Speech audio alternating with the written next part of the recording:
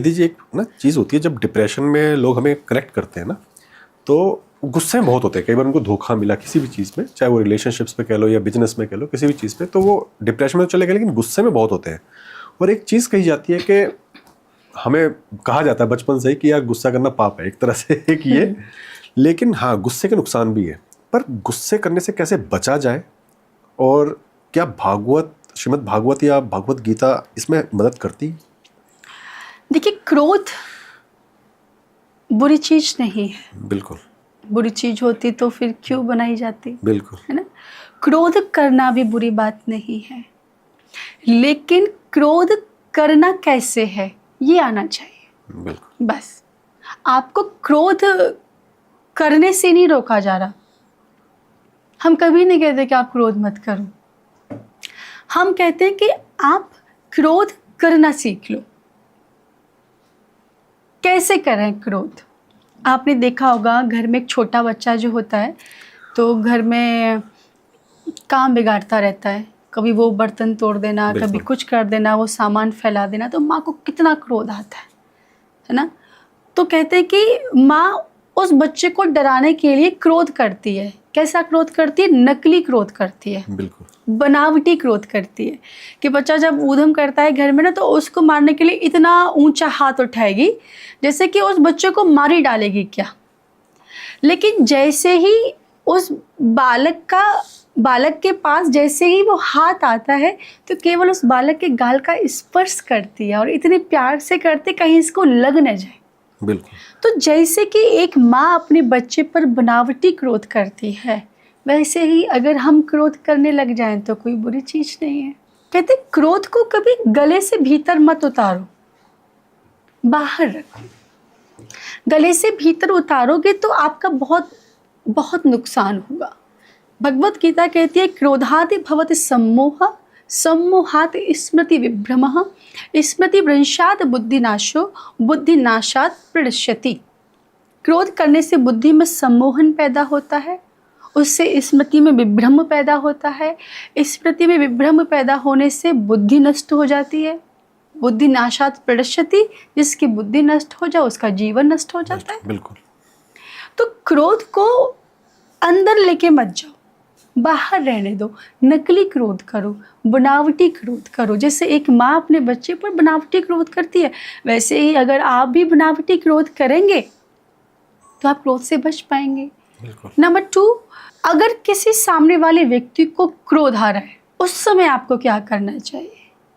मेरा मानना ये है कि मानो दूध उबल रहा है और बाहर निकलने वाला है, ऐसे में आपके पास 2 रास्ते हैं। या तो आप गैस बंद कर दें, बिल्कुल, या फिर आप उसमें थोड़ा सा ठंडा पानी डाल दें।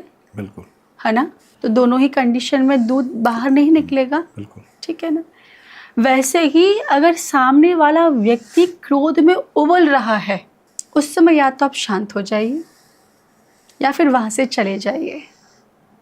अगर आप क्रोध का उत्तर क्रोध के साथ दोगे तो उसका परिणाम बहुत भयंकर भी हो सकता है, जो कि हम आज के समय में देखते हैं। बिल्कुल। ये सब क्यों हो रहा है? क्योंकि ये अज्ञानता की वजह से हो रहा है। आज के व्यक्तियों में अध्यात्म की कमी है। इसीलिए मैं कहती हूँ अध्यात्म से जुड़िए, आध्यात्मिक बनिए। अगर आप अध्यात्म से नहीं जुड़ पाएंगे तो आपको कैसे पता चलेगा कि कौन सी चीज़ अच्छी है, कौन सी चीज़ बुरी है।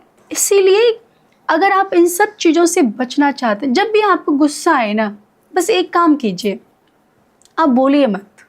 क्योंकि 99% प्रॉब्लम्स हमारे बोलने से होती हैं। क्रोध के समय थोड़ा रुक जाएं और बोलने के समय थोड़ा झुक जाएं तो हमारी सारी प्रॉब्लम्स, हमारे सारे झगड़े खत्म हो जाएंगे। तो जब भी आपको क्रोध आए आप उस समय बोले नहीं, 10 मिनट का एक ब्रेक ले लें, 10 मिनट बाद बोलें।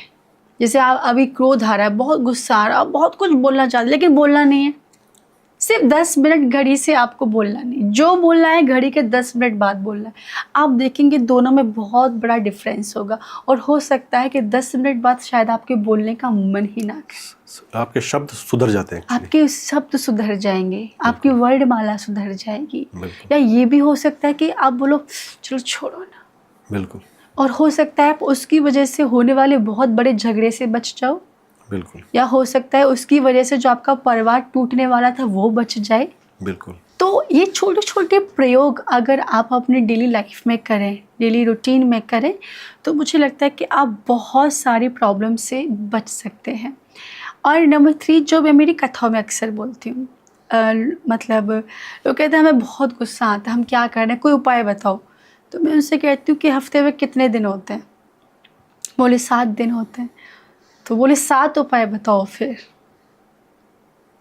कि हम क्रोध ना करें। तो मैं हमेशा कथा में लोगों को बोलती देखो, क्रोध अगर सोमवार को आए तो कहना ये तो सप्ताह का पहला दिन है, आज के दिन क्रोध करके बाकी के 6 दिन खराब नहीं करूँगी, है ना। क्रोध अगर मंगलवार को आए तो कहना मंगल तो वैसे ही मंगल करने वाला दिन होता है, आज के दिन क्रोध करके घर में अमंगल तो नहीं करूँगी। क्रोध अगर बुधवार को आए तो कहना बुध तो शुद्ध होने का दिन होता है, आज के दिन क्रोध करके अशुद्ध क्यों हो जाए। बिल्कुल। हाँ।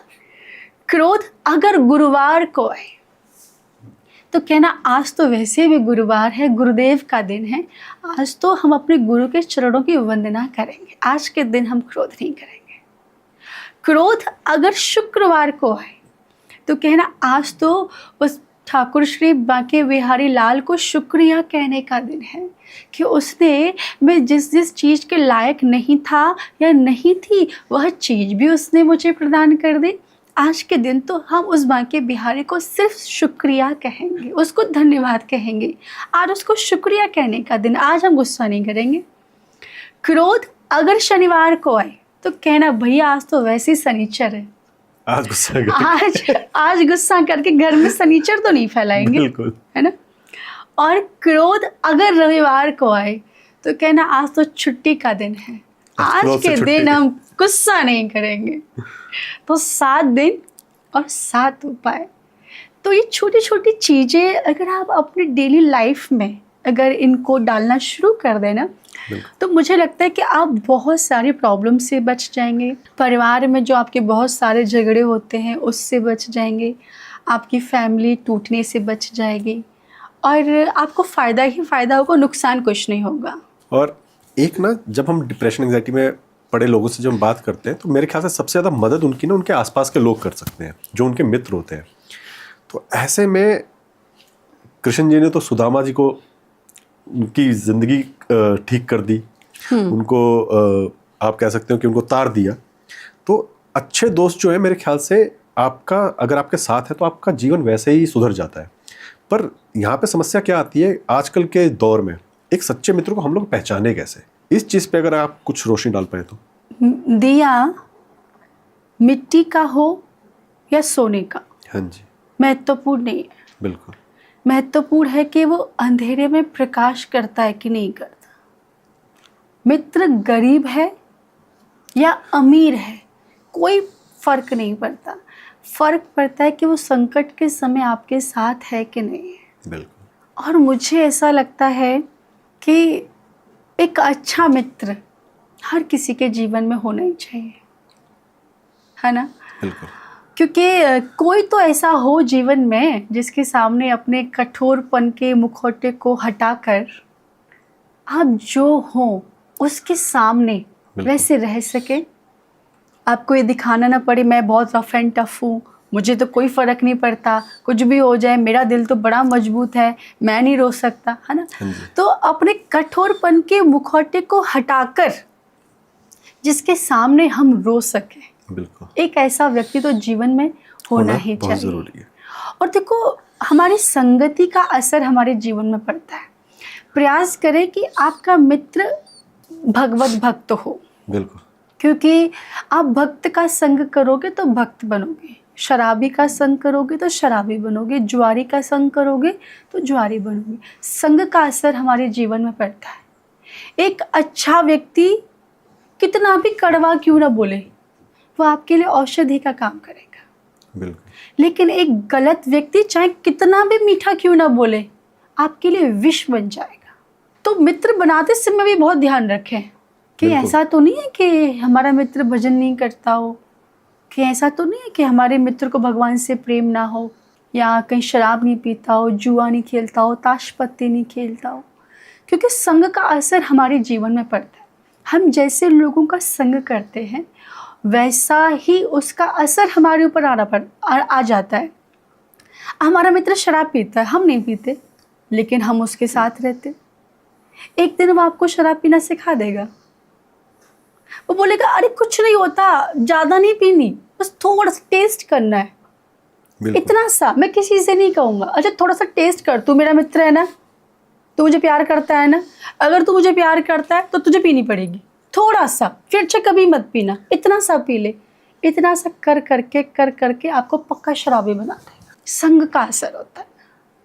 और अगर भगवान का भक्त है, भगवान का भजन करता है, माला जाप करता है, रोज मंदिर जाता है, तो आपसे बोलो तू मंदिर नहीं जाता क्या, तो आपको लगेगा जब मेरा मित्र मंदिर जा रहा है तो मैं भी जाऊं। इसलिए कहते हैं अगर आप अच्छे व्यक्ति का संग करोगे तो आप अच्छे बन जाओगे, बुरे का संग करोगे तो बुरे बन जाओगे। बिल्कुल, है ना। तो संगति का असर हमारे जीवन में पड़ता है। तो प्रयास करें कि जो भी आपके मित्र हैं, जो भी आपकी मित्र मंडली है, वो अच्छी हो, भगवान की भक्त हो। मित्रता का गरीबी और अमीरी से कोई संबंध नहीं है। अगर ऐसा होता तो भगवान श्री कृष्ण कभी सुदामा जी को अपना मित्र नहीं बनाते।